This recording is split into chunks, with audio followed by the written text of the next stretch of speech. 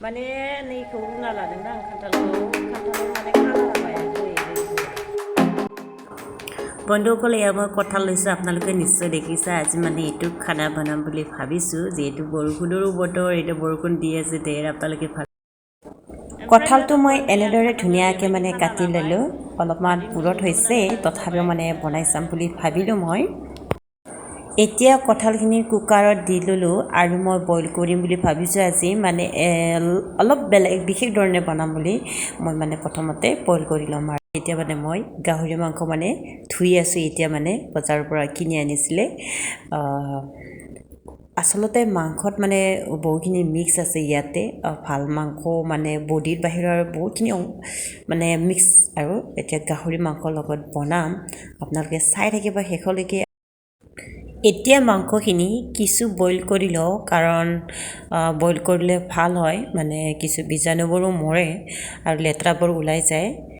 ধুওঁতে মানে মই খুব ধুনীয়াকৈ ধুইছোঁ আৰু এইফালে চাওক মানে মই যিটো কঁঠাল বইল কৰিছিলোঁ সেয়া মানে ভালদৰে সিজিলে আৰু আনফালে চাওক এয়া মানে যিটো বা গাহৰি মাংস দিছিলে সেইটোও মানে বইলটো মানে ভালদৰে হ'ল লেতেৰাখিনি পূৰা ওলাই গৈছে মানে আৰু এতিয়া কঁঠালৰ যিটো বা পানী সেইটো পেলাই এনেকৈ মানে পানীখিনি ওলাই যাব দিলোঁ মই এনেকুৱা মানে চব হৈছিলে মানে মই এনে খুদা খাই পেলাইছিলোঁ আৰু এতিয়া এইফালে যিহেতু তেলটো গৰম হৈছে সেইকাৰণে মই মাংসটো দি লৈছোঁ আৰু মই আপোনালোকক জনাইছোঁ যে আজি মই বিশেষ ধৰণে বনাম মানে মই যি ধৰণে বনাইছিলোঁ আগত ঠিক তেনেকৈ বনোৱা নাই আজি প্ৰথমতে তেল দি পিছত মানে গাহৰি মাংসখিনি দিলে একো দিয়া নাই নিমখো দিয়া নাই হালধিও দিয়া নাই এটাকৈ দি যাম আপোনালোকে সেইটোলৈকে চাই থাকিলে গম পাব অলপতে মই নিমখখিনি এতিয়াহে দি লৈছোঁ আৰু লাহে লাহে মই হালধিটো দি ল'ম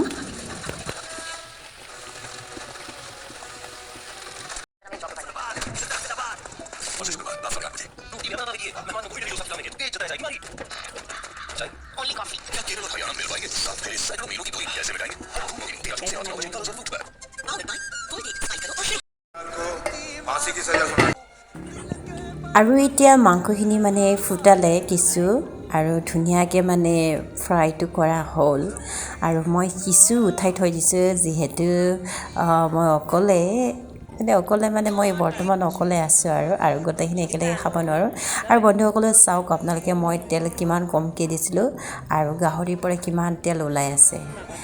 মই এতিয়া আধাখিনি মানে উঠাই থৈ দিওঁ বাকীখিনি কঁঠালৰ লগত বনাম এতিয়া আকৌ মানে আলুখিনি দি ল'লোঁ আৰু ইয়াৰ লগে লগে মই কঁঠালখিনি দি ল'ম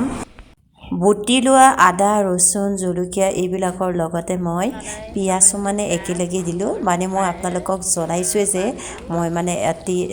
বিশেষ ধৰণে বনাম মানে প্ৰথমতে মই যেনেকুৱা ষ্টাইলত বনাইছিলোঁ ঠিক তেনেকুৱা ষ্টাইলত বনোৱা নাই মানে এতিয়াহে মানে পিঁয়াজ আদা ৰচুন এইবিলাক দি দিলে এয়া এতিয়া কঁঠালখিনি দি ফালে ভালদৰে মানে মিক্স কৰি লৈ আছোঁ কিছু সময় পাছৰ চৰতে কঁঠালখিনি এতিয়া ধুনীয়াকৈ মানে মিহলি গৈছে গতিকে এতিয়া পানী দিব হ'ল কিছু পানী দি দিওঁ জুইখিনি মিডিয়াম ফ্লেমত দি লৈছোঁ ডাঙৰকৈ দিয়া নাই আৰু এনেদৰে কিছু সময় থাকিব দি এইটো মানে আৰু অলপ শুকাব দিয়ক অলৰেডি মানে সিজিছে জালুক আৰু ইলচি কম পৰিমাণে দিছোঁ একেবাৰে কিছু সময় থাকি মানে আমাৰ কঁঠালৰ ৰেচিপি গাহৰি মাংসৰ সৈতে হৈ যাব লগতে এতিয়া মই মিট মছলা ৰেড চিলি এইবিলাকৰ পাউডাৰ মানে মিক্স কৰা আছিলে সেইখিনি অলপ দি ল'লোঁ আৰু কিছু সময় মানে মিহলা হৈ শেষত এতিয়া নেমুৰ ৰস অলপমান চেপি দিছোঁ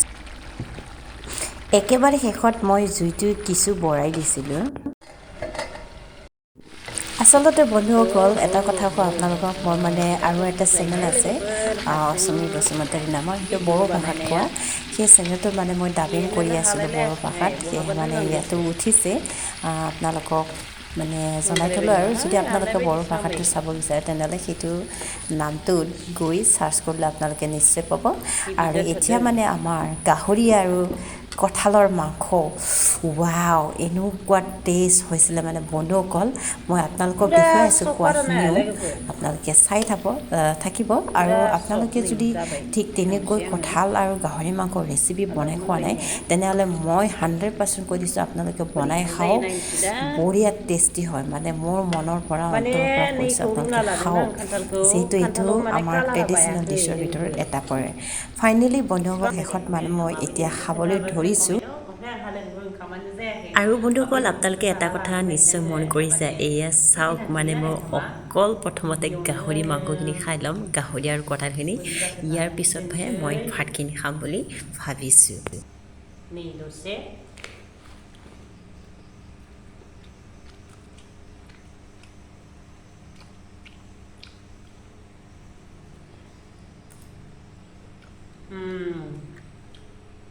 बिराद मोजां जादों लोगोफोर सुपार एक्साइटेड खामोन आङो मोनजाफेराखैमोन नालाय दानिसां बानलुखौबो दसे जाबोनोसै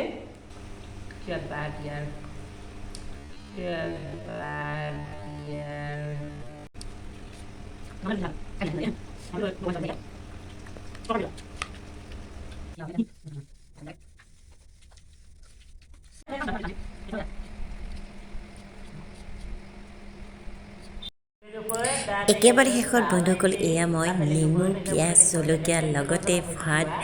আৰু কঁঠাল আৰু গাহৰি মাংস আকৌ মানে খুব বেছিকৈ ক'ব লাগিব অলপমান বেছিকৈ ল'লোঁ আৰু বন্ধুসকল ভাত খোৱাখিনি আপোনালোকক দেখুৱাই নাথাকোঁ গতিকে শেষত মই ক'ব বিচাৰোঁ যদি আপোনালোকে মোৰ চেনেলটো চাই যদি ভাল লাগিছে তেনেহ'লে লাইক কৰি দিব আৰু যদি নতুনকৈ চেনেলটোত আহিছে তেনেহ'লে ছাবস্ক্ৰাইব কৰিবলৈ নাপাহৰিব আজিলৈকে ইমানতে সামৰিছোঁ ধন্যবাদ